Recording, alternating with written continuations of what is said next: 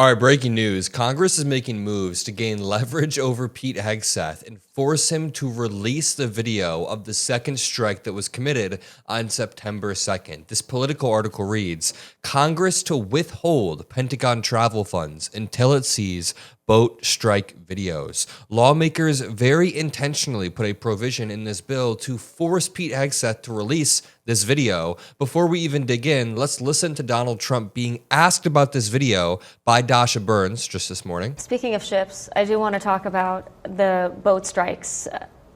The defense secretary, should he testify, Pete Hegseth, under oath before Congress about that controversial second strike on the alleged drug boat on September 2nd? I don't care if he does. He can if he wants. I don't care. Do you think he should? I don't care. I would say do it if you want. He's doing a great job. Have you watched the video? We're stopping. I watched everything. Yeah, I watch everything. I see a lot of things. And do you believe that that second strike was necessary? Well, it looked like they were trying to turn back over the boat, but I don't get involved in that. That's up to them.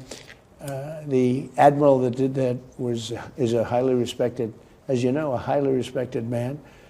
And we save 25,000 people every time we knock out a boat. On average, they kill 25,000 Americans. So, you know, I don't like doing that, but the drugs coming in through the sea are down by 92%. All right, a few key pieces of information. First of all, that 92% number that he made up was an absolute lie. Secondly, the boat that they struck on September 2nd, the boat at the center of the double strike controversy, wasn't even headed to the United States. It was headed to Suriname. The entire time, it was headed to a country in South America, a small South American country east of Venezuela. It wasn't going to the United States, and they won't release the footage. Thirdly, when Donald Trump says that there are 25,000 lives saved every time we blow up one of these ships that aren't even heading to the United States, which 1 in 4 of these ships might not even have drugs on them, according to the Coast Guard, he says that we saved 25,000 lives. By that same logic, his pardoning of the former Honduran president cost about 4 million lives via the same math, because he helped traffic 500 kilos of cocaine. Listen to Dasha asking the same exact question. You pardoned former Honduran President Juan Orlando Hernandez and let him out of prison, even though he was convicted in a massive international drug trafficking scheme. How is that zero tolerance on drug trafficking? Well, I don't know him, and I know very little about him, other than people said it was like a Obama-Biden type setup, where he was set up. He was the president of the country. The country deals in drugs, like probably you could say that about every country. And because he was the president, they gave him like 45 years in prison. And there are many people fighting for Honduras, very good people that I know, and they think he was treated horribly, and they asked me to do it, and I said, I'll do it. Do you think that could send the wrong message to drug dealers? No, I don't think so. Look, I think, you know, when you weaponize government, they've weaponized their government just like they did over here. I'm one of the people that survived, but they weaponized the government. We had the most weaponized government. Our election was rigged. They went after me. I was impeached twice. I was indicted. They indicted me. I came out good. Here we are in the White House. Things are looking nice, but they were vicious, and they are vicious. They're sick people. There is nothing more sick in my eyes than pardoning somebody who did terrible things, said he wanted to stuff cocaine up the nose of gringos. That was his quote. And then saying you know very little about him. Listen, I'm 23 years old, and I can, in one Google search, find the indictment of Juan Orlando Hernandez. It's right here. The defendant is a former member of the National Congress of Honduras. From at least 2004 up to 2022, Hernandez participated in corrupt and violent drug trafficking conspiracy to facilitate the importation of tons of cocaine into the United States. As a part of that conspiracy, the defendant received millions of dollars from multiple drug trafficking organizations in Honduras, Mexico, and elsewhere, including from the former leader of cartels, El Chapo. Hernandez used those proceeds to enrich himself, finance his political campaigns, commit voter fraud. Dude, one Google search, one page. We just read like half a page, and I fully understand that if a United States jury found him guilty of this, he's not a good guy. Yet Trump says, Well, I don't know him, and I know little about him. He's obviously lying, and there are a lot of rumors that Juan Orlando Hernandez, the former president of Honduras, will use this money, funnel it into crypto, then funnel that into Trump coin. I want to talk about Pete Hegseth being absolutely cooked by Congress in just 1 second, but watch this video of Pete Hegseth's acting chief of staff, Ricky Berea, drunk at a Pentagon meeting, or they're in the Pentagon press room. Just listen to the way he's speaking, talking to Matt Gaetz. What percentage of the F-35 are fully mission capable today? So that's a great question, Matt, and I appreciate you getting after it, because not enough. Not enough. It is the most capable fighter that we have right now. When it flies. When it flies, you're right. It is the most capable fighter.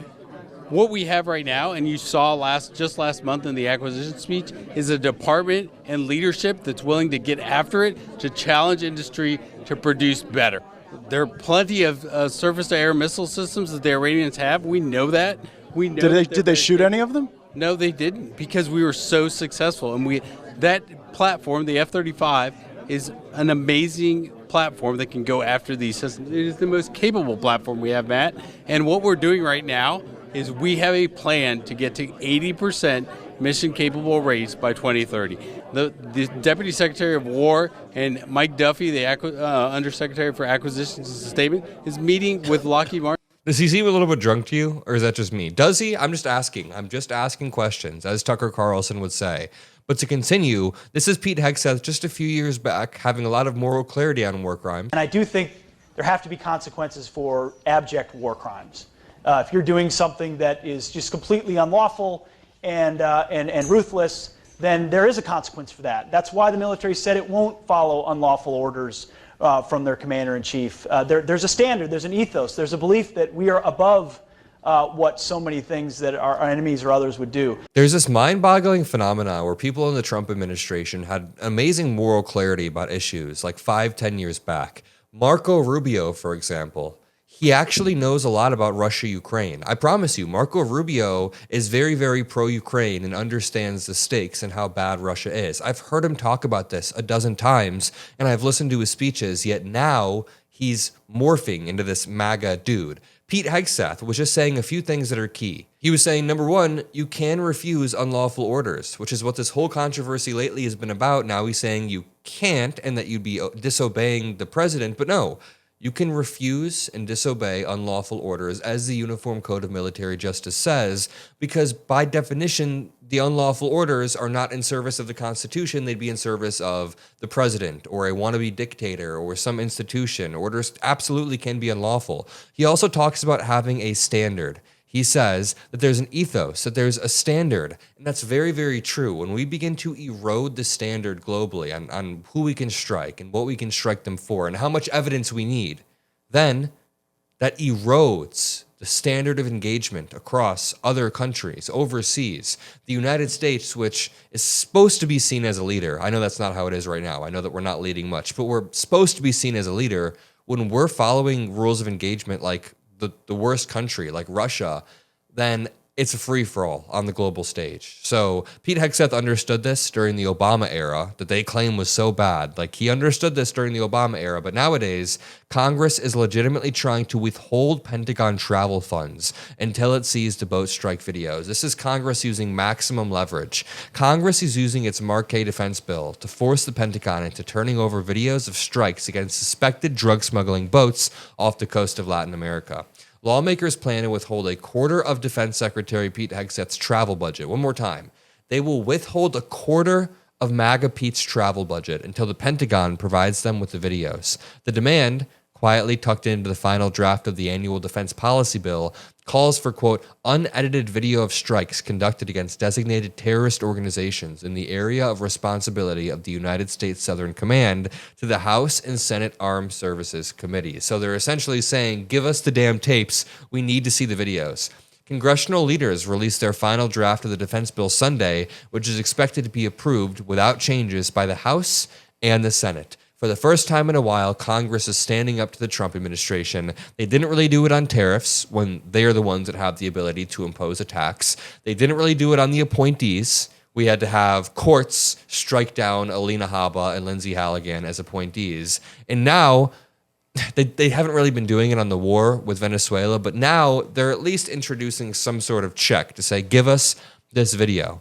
Hegseth on Saturday wouldn't say whether he would release the video, citing potential safety concerns for troops. But remember, they already released part of the first strike, so those safety concerns are nullified. I don't understand what the safety concerns are. And he's released far more for far less, if you know what I mean. I'm talking about Signalgate. He's released far more intel for nothing in return other than controversy. So some interesting clips here. Make sure you drop a like and subscribe to the Adam Mockler feed. Good job to Dasha Burns for this interview. And Pete Hegseth is cooked. I'll see you all in the next one. Peace out.